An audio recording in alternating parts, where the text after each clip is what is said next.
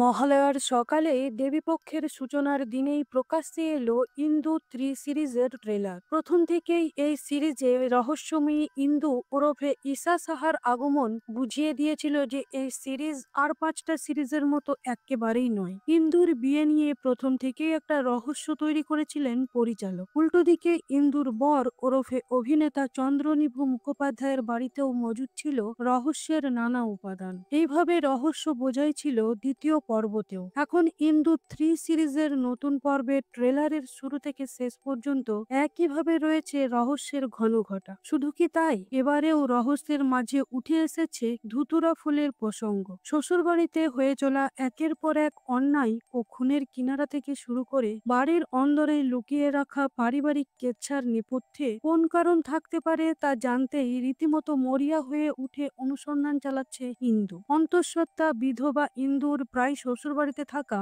দুর্বিষহ হয়ে উঠেছে, তার ট্রেলারেই স্পষ্ট বোঝা যাচ্ছে। একই সঙ্গে ট্রেলারে প্রথম 2 পর্বের বেশ কিছু দৃশ্যও তুলে ধরা হয়েছে। তাই বন্ধুরা, আপনারা হইচয়ে অবশ্যই ইন্দু 3 সিরিজটিকে দেখে নিতে পারেন। আর এই সিরিজটির এক্সপ্লেনেশন ভিডিও দেখতে চাইলে অবশ্যই আমার চ্যানেল ফিল্মসারকে সাবস্ক্রাইব করে নিন।